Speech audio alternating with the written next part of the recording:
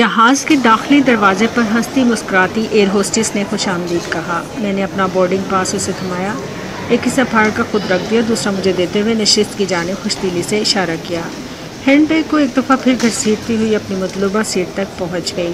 لیپ top کا bag کندھے سے اتار کر خالی نشست پر رکھا۔ مسافر آگے بڑھ رہے تھے، میں انہیں راستہ دینے کے لیے فوراً اپنی نشست پر بیٹھ گئی۔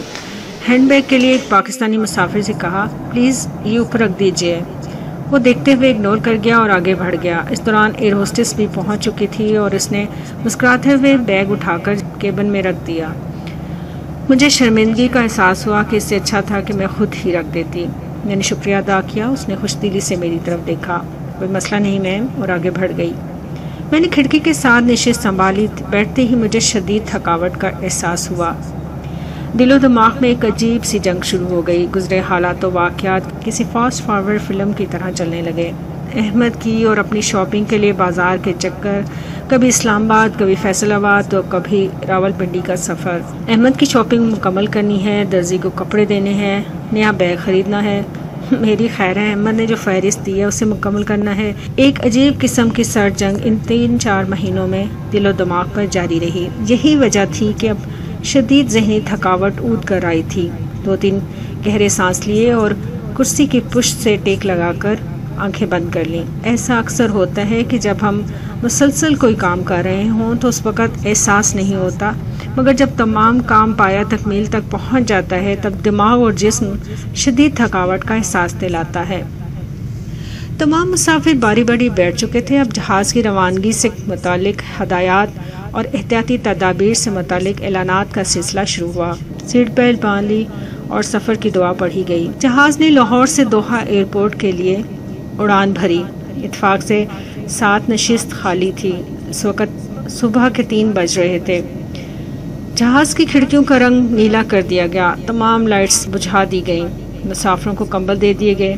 میں نے ساتھ والی نشست کا ہینڈل اوپر کیا، جرابیں اور بوٹ اتارے، پاؤں اوپر کر کے کھڑکی کی طرف ٹیک لگا کر کمبل لپیٹا اور لیٹ گئی اور فوراً ہی نیند کی آغوش میں چلی گئی۔ قطر ایئر ویز پر آنے جانے کا کل ملا کے 4 دفعہ سفر کر چکی ہوں۔ یہاں پاکستانی مسافروں کے عجیب و غریب رویوں کا سامنا رہا، جس کا ذکر آگے چل کر کروں گی۔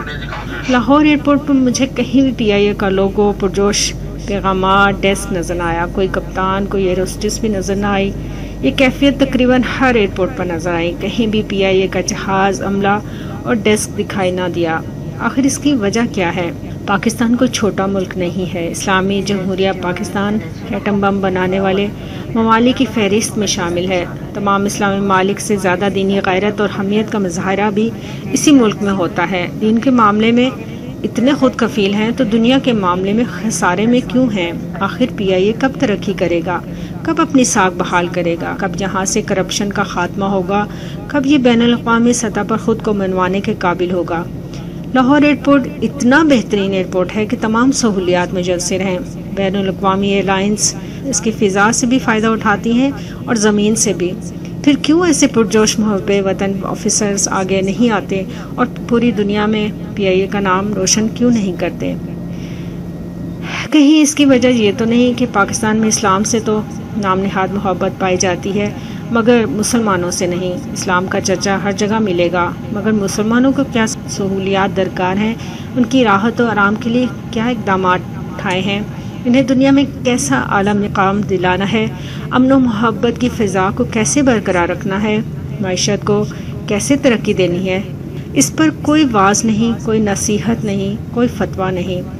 دوسری طرف اس کے مقابلے میں قطر ایئر ویز ہر ایئرپورٹ پر چھائی ہوئی ہے۔ قطر کا اپنا ہوائی اڈہ اس قدر مصروف ہے کہ ہر 5 منٹ کے بعد ایک جہاز اڑان بھر رہا ہوتا ہے۔ ہر طرف قطر ایئر ویز کے ڈیسک، ایئر ہوسٹس، کپتان، عملہ بیرون لباس میں متحرک نظر آتا ہے۔ میں نے بہت کم کسی دوسرے فضائی کمپنی کے ڈیسک اور جہاز دیکھے، اگر ہیں تو بہت کم۔ نیند سے بیدار ہوئی تو اشاروں سے فجر ادا کی۔ افق کے اس پار سورج نکل رہا تھا، بہت نیچے بادل تیر رہے تھے اور اوپر نیلا آسمان تا حد نگاہ پھیلا ہوا تھا۔ 35,000 فٹ کی بلندی پر آسمان پر نگاہیں جمائے اللہ میاں اور حضرت عیسیٰ علیہ السلام کے بارے میں سوچ رہی تھی۔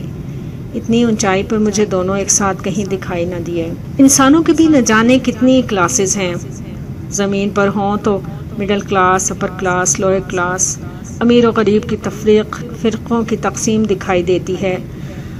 سوچ رہی تھی کہ حضرت انسان نے بھی انسانوں کو کتنے خانوں میں بانٹ رکھا ہے۔ اتنے خانے تو شطرنج کے بھی نہیں ہوتے۔ مجھے شطرنج کا کھیل بہت پسند ہے۔ میں ہمیشہ پیادوں کو پیچھے رکھتے ہوئے کوئن کو پہلے چلتی ہوں، اس کے بعد باقی فوج آگے آتی ہے۔ ہر دفعہ بیچارے پیادے ہی کیوں مارے جائیں۔ پیادے اس لیے بھی بچا کے رکھتی ہوں کہ ان بیچاروں کو بھی بادشاہ اور کوئن بننے کا موقع ملے۔ میری یہ چال اکثر کامیاب ہو جاتی ہے اور میں پیادوں سمیت جی جاتی ہوں۔ اب جو فضا میں سفر کریں تو ادھر بھی اللہ ہماری اکانومی کلاس، بزنس کلاس نظر آتی ہے۔